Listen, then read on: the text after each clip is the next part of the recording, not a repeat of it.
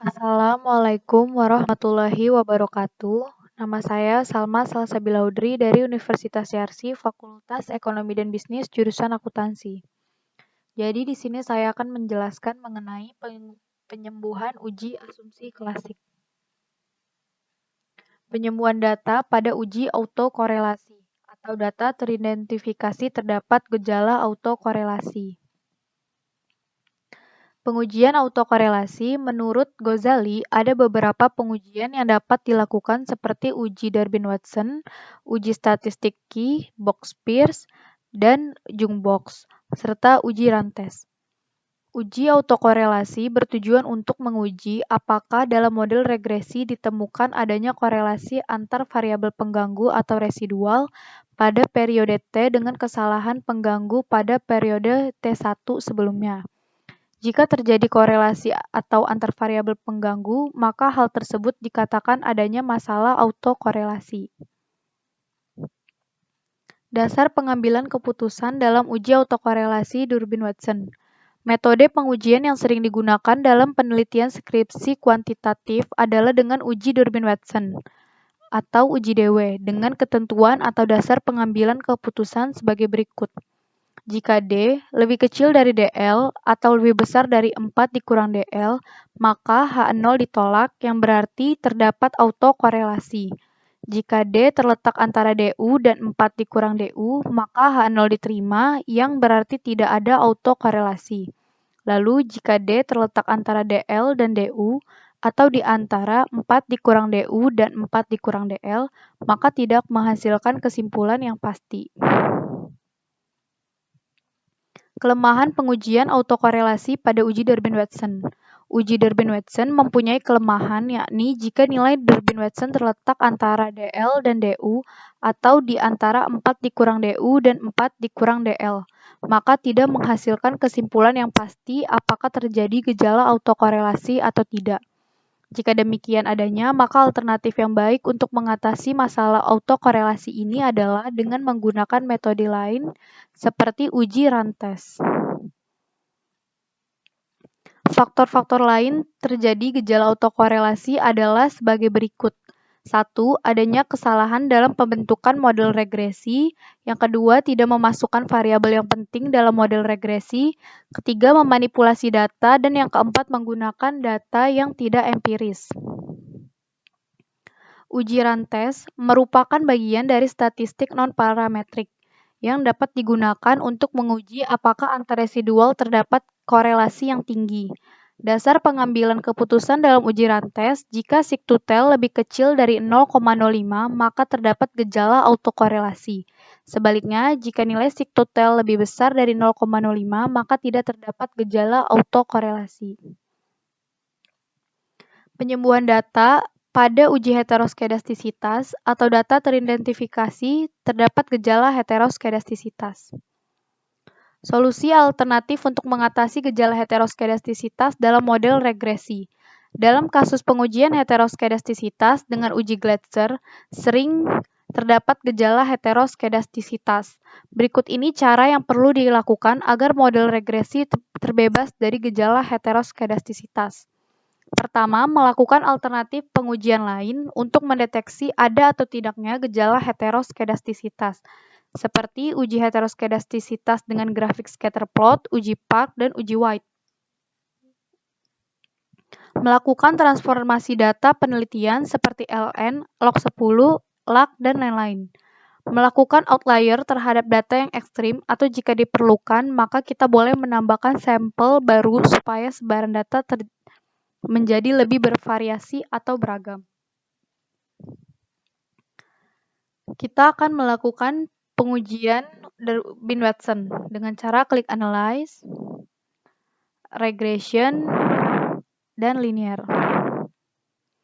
Untuk dependennya ini kita masukkan yang variabel Y, dan pada independen kita masukkan variabel X1 dan variabel X2. Pada statistik, di sini estimates dan model fit-nya sudah di-checklist, lalu kita checklist juga pada collinearity diagnostic. Nah, di residualnya kita klik yang Durbin-Watson. Pada save, kita checklist yang unstandardized pada residual. Lalu continue, lalu oke. Nah, ini adalah hasil outputnya. Kita bisa lihat pada tabel model summary, tepatnya pada kolom yang Durbin-Watson. Nah, nilainya itu 0,950. Nah, kita juga bisa menentukan nilainya menggunakan tabel DW atau Durbin-Watson. Rumusnya itu K titik koma N. K-nya itu bisa kita tentukan nilainya dengan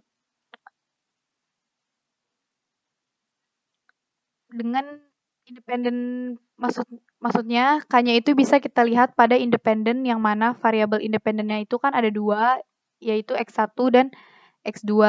Untuk N itu sampel yang kita gunakan. Nah, ini di sini terdapat 12 bulan. Jadi N-nya itu sebanyak 12.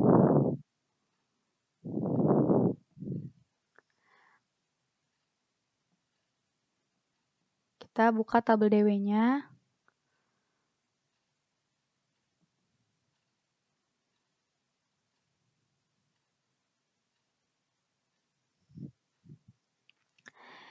Nah, jadi bisa kita tentukan di tabel ini untuk K-nya tadi kan 2 dan untuk N-nya itu 12. Jadi tentunya di sini K2 dan N-nya itu 12. Berarti pada baris yang ini. Yang mana nilai DL-nya itu 0,8122 dan nilai DU-nya itu 1,5794. Nah, seperti yang sudah dijelaskan sebelumnya, jika D atau Durbin-Watson, ini nilai D, terletak antara DU dan 4 dikurang DU, maka H0 diterima, yang berarti tidak ada autokorelasi. Kenapa? Karena DL-nya tadi itu 0,8122 dan DU-nya 1,5794. Dan jika diurutkan dengan nilai D 0,950, nilai D ini berada di antara DL dan DU. Jadi 0,8122, kemudian nilai D 0,950, lalu nilai DU-nya 1,5794. Maka dapat disimpulkan H0 diterima, yang berarti tidak ada autokorelasi. Selanjutnya, kita akan melakukan pengujian run test. Analyze non-parametric test, legacy dialog, kita pilih yang runs. Nah, ini kita pindahkan data yang unstandardized-nya ke test variable list. Oke. Nah, ini hasil output-nya yang run test. Pada tabel run test ini, kita cukup melihat pada nilai sigtotal-nya, yaitu sebesar 0,762. Seperti yang sudah dijelaskan sebelumnya, apabila nilai sigtotal-nya itu lebih besar dari 0,05, maka tidak terdapat gejala autokorelasi.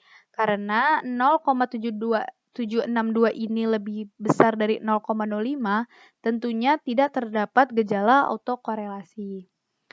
Baik, sekian yang dapat saya sampaikan. Apabila ada salah-salah kata, mohon maaf.